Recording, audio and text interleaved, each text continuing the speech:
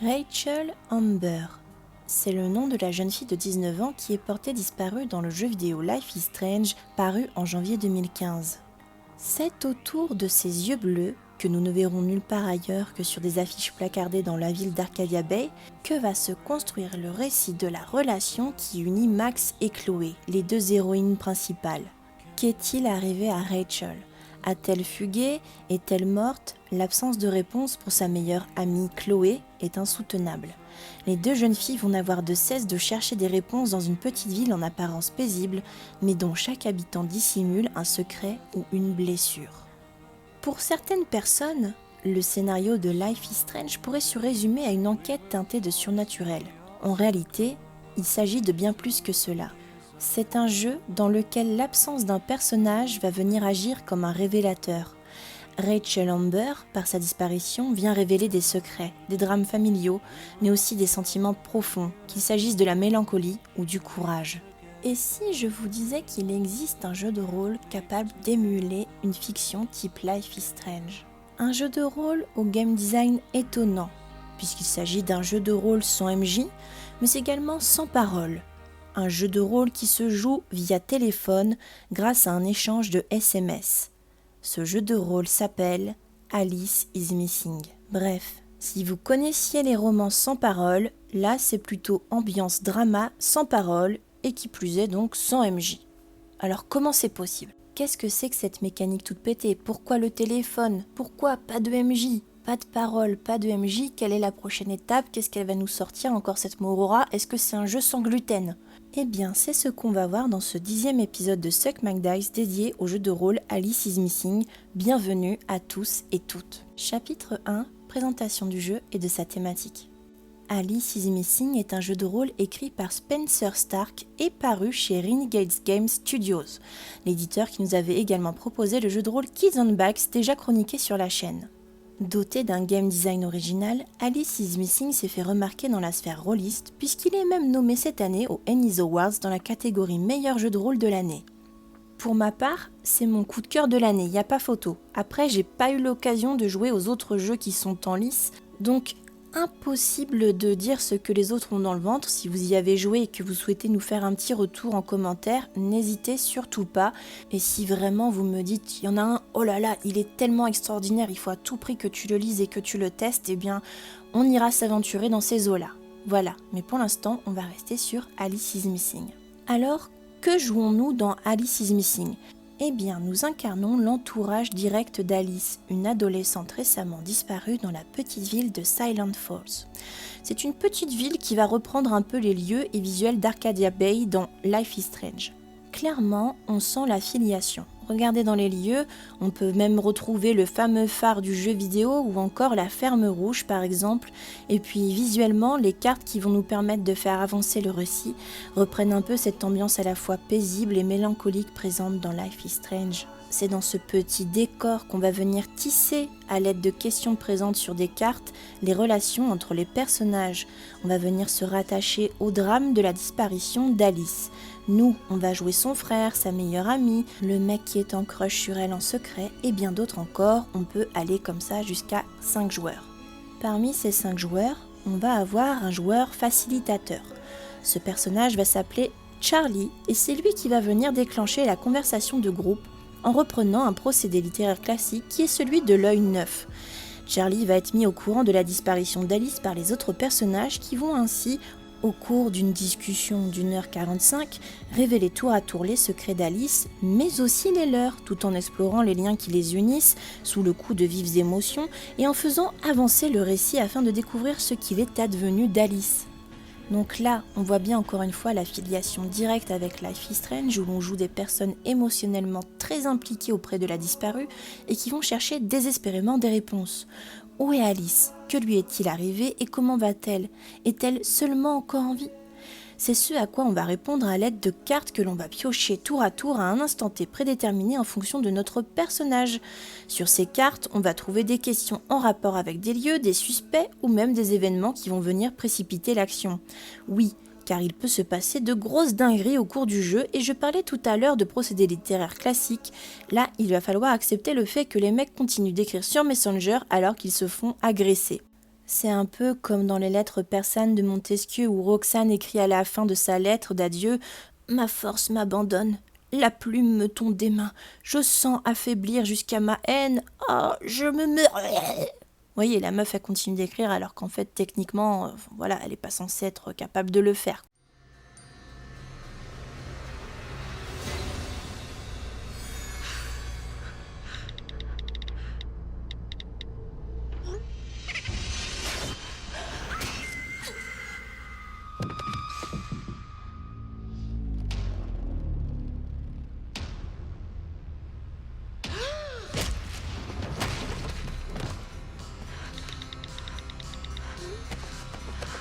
Il faut accepter cette suspension de crédibilité au cours de la partie Alice is Missing. Au niveau des thèmes abordés, c'est un jeu qui a évidemment une tonalité hautement dramatique de par son pitch de base. Les thèmes seront ceux que vous voudrez bien mettre dedans. On se met d'accord en début de partie sur ce qu'on ne veut surtout pas voir à l'intérieur. Il y a des thèmes qui peuvent être assez dérangeants, puisqu'on peut partir facilement sur des thèmes dramatiques comme la mutilation, le suicide, l'anorexie. Ce sont des thématiques qu'on aborde aussi dans Life is Strange avec le suicide, le viol, l'euthanasie et bien d'autres thèmes qui sont extrêmement durs. Bref, c'est à vous de voir ce que vous voulez mettre dedans ou pas. On va maintenant aborder deux autres points qui m'ont particulièrement plu dans le jeu, à savoir l'usage de la technologie téléphonique en tant que support, mais aussi la structure proposée par le jeu. Chapitre 2 : l'usage du téléphone. J'en ai déjà un peu parlé précédemment, mais ce jeu a un game design particulier puisqu'il est basé sur l'usage de la technologie notamment. On voit souvent des articles préconisant l'usage de certains outils numériques dans notre pratique ludique, que ce soit au niveau de la musique ou de logiciels permettant la pratique du jeu de rôle à distance, mais ce sont des outils entre guillemets facultatifs qui viennent faciliter ou sublimer la pratique.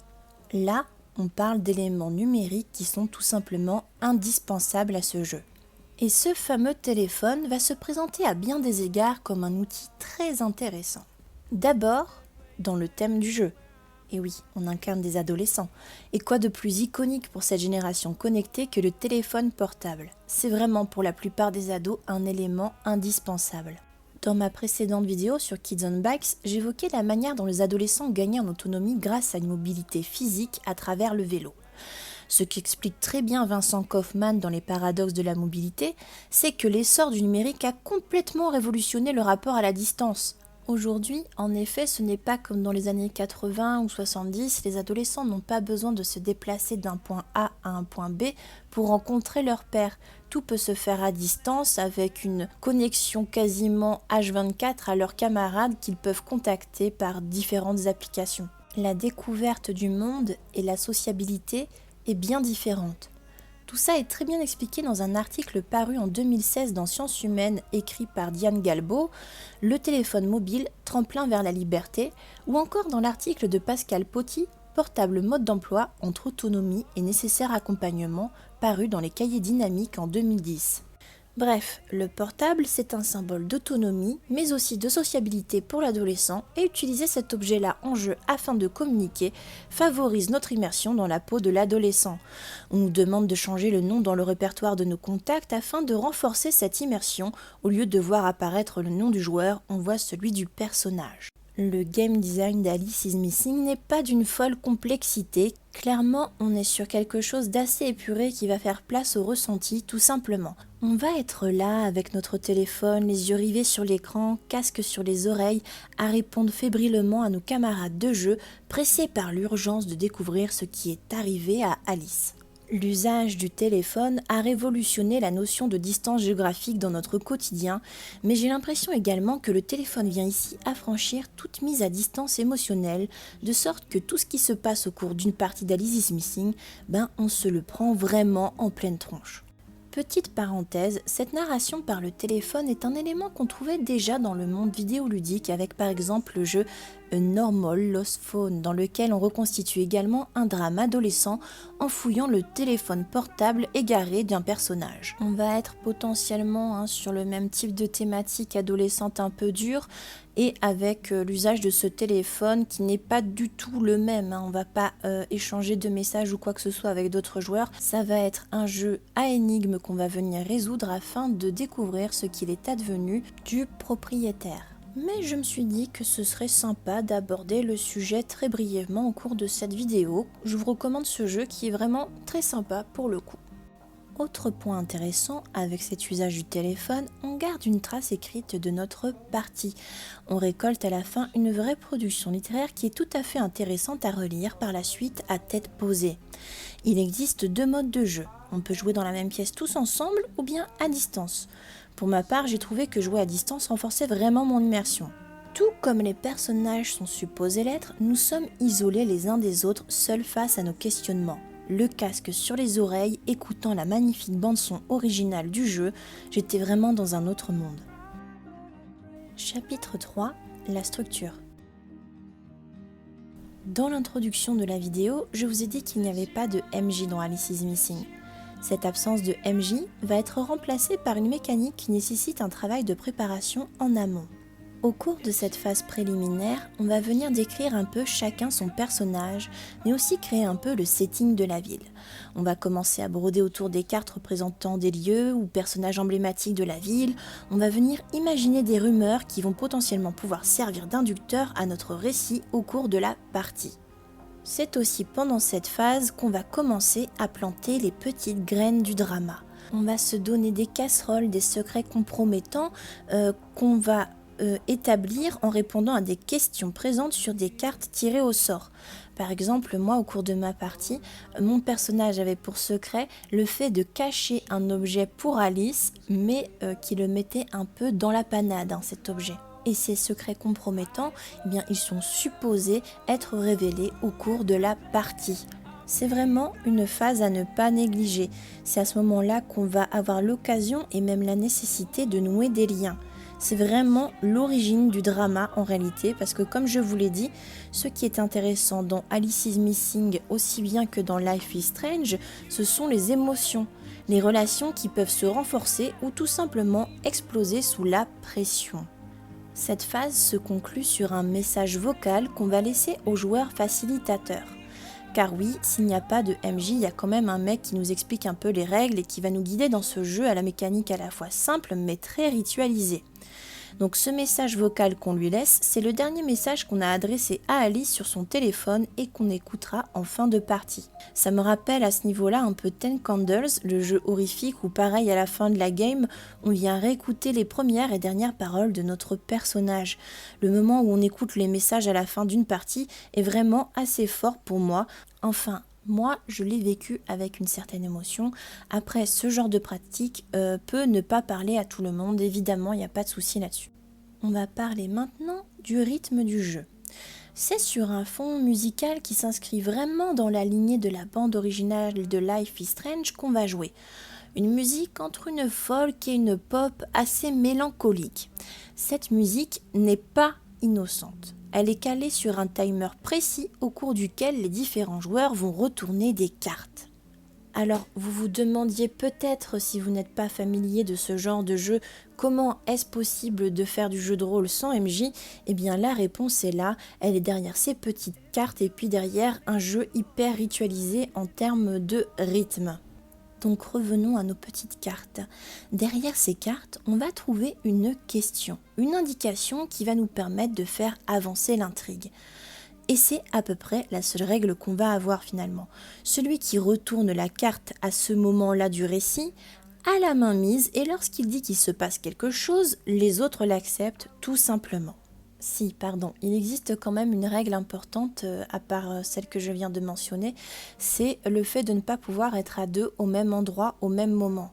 C'est-à-dire que ça n'aurait pas de sens de continuer à correspondre si vous êtes tous ensemble IRL. Qu'il s'agisse de la découverte d'indices, de suspects ou même d'Alice, tout cela est ritualisé par le timer et les cartes au cours de la partie. On est donc sur un schéma narratif assez précis qui se divise en petits chapitres. En cela, on pourrait qualifier Alice is Missing de checkpoint game à l'instar du jeu Montségur 1244 qui se divise en chapitres. Dans ce jeu-là, on est effectivement sur 6 épisodes clés au cours desquels nos choix vont venir déterminer le sort du château et de nos personnages. Dans Alice is Missing, on va être sur un rythme davantage soutenu avec cette limite de temps d'1h30 au cours de laquelle on va tirer en tout une dizaine de cartes et donc créer une structure basée sur une dizaine de moments clés. En accéléré et en filigrane, on va retrouver la même construction que celle en épisode de Life is Strange avec cette même sensation d'urgence et ce besoin de savoir qu'il s'agisse d'Alice ou Rachel Amber. Cette fin peut être tragique ou plus lumineuse en fonction de la carte finale qui nous est révélée 10 minutes avant la fin de la partie. Conclusion. En conclusion, Alice is Missing est un jeu à la thématique forte. C'est un jeu qui se distingue par son intensité. Les conditions de jeu, ce silence pesant qu'on a envie de briser au profit de réponses, qu'elles soient tragiques ou heureuses, nous accompagnent tout au long d'une partie pleine de rebondissements et d'émotions. La peur, l'angoisse, l'espoir, la culpabilité, la colère. On est sur une mécanique simple, mais au concept fort.